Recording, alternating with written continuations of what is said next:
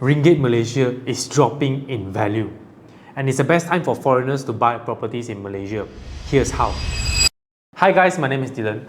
So today we're talking about how to buy a property in Malaysia as a foreigner. So as we all know, Malaysia's currency, right? Ringgit Malaysia has been dropping in terms of value for the past recent years. And it's a rather sad thing for us Malaysian, but it's a good thing for foreigners who are planning to buy a property in Malaysia to reside or to invest. So we have to understand there are few guidelines that foreigners have to comply, and here's the first one, which is we have to understand KL address, Kuala Lumpur address, and Selangor address. So KL and Selangor is just right side by side. KL, which is in Kuala Lumpur, it's just right side by side. Selangor is Petaling Jaya, it's Shah Alam, it's Setia Alam, it's Sepang. So let's talk about KL address first. So for foreigners to buy a property in Kuala Lumpur, you only have to comply to one rule, which is you have to buy a property which is 1 million and above. So it's not restricted to landed properties or high-rise property. As long as the property that you are buying is a residential title, then it has to be above 1 million. But if you are planning to buy, let's say, shop lots or industrial lots, then it has no limitation. You can buy below 1 million, above 1 million, whatever amount, it's okay. But if you're talking about Selangor, right, then you have two restrictions. So these two restrictions will be, the first one, it has to be more than 2 million ringgit. And the second one will be, it has to be a strata title property. What is a strata title property? Is basically like high-rise. High-rise are strata property.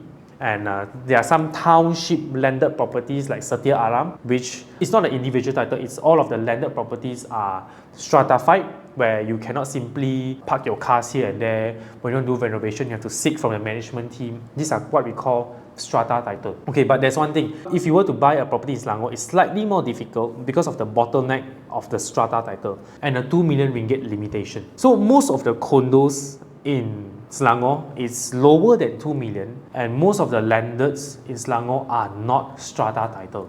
So it's more difficult for foreigners to buy a property in Selangor, whereas in KL it's much easier. But there's a catch lah.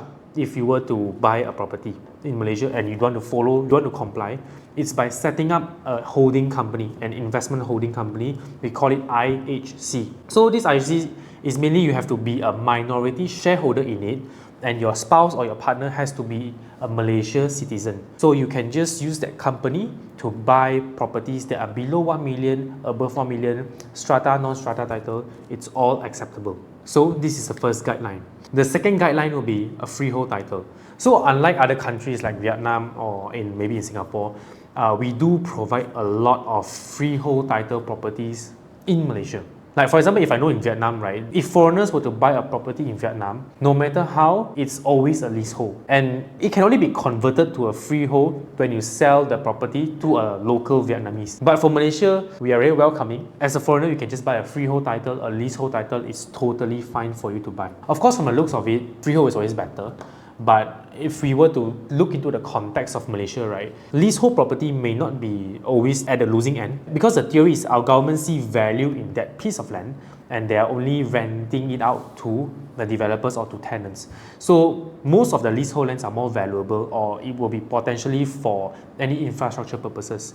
But no worries, if the government take back that piece of land, they will be compensating those who bought it or those who are staying in it. So no worries about it. So if you want to hear more about me explaining leasehold investment versus a freehold investment, do check out the video above. So the third guideline will be there is no restrictions whether you have to be a PR in Malaysia, you have to be on working visa. No, there isn't. You can just be a tourist and you have came to KL, you visit KL, you like it so much, then you can just buy a property, but as long as it complies with the 1 million budget in KL, 2 million budget in Selangor. As long as you comply with that, you're totally fine. You don't have to make any investments over here.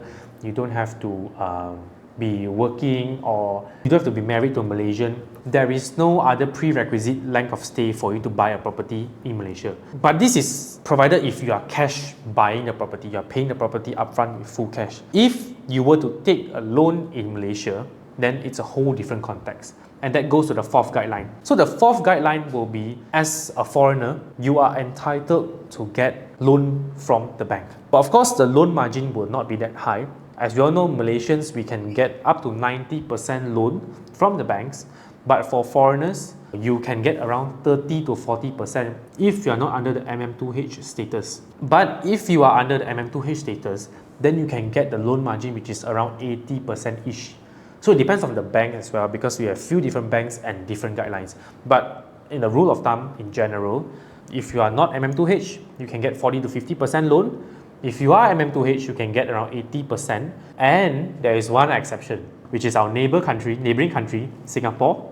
If you are a fellow Singaporeans, you want to invest in Malaysia, you can get up to 90%.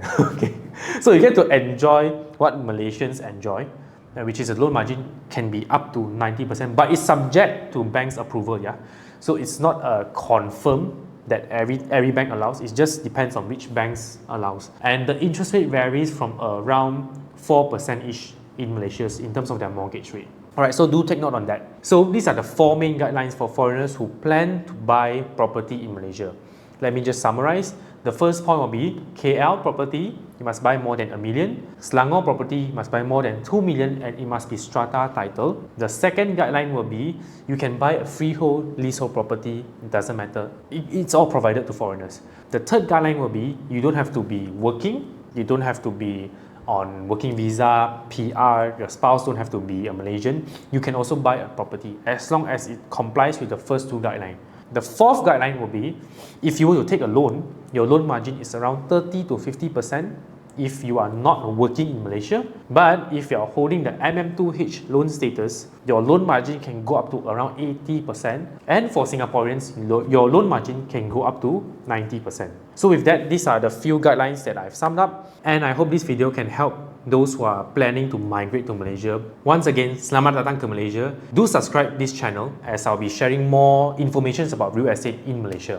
Thank you and I'll see you. Bye.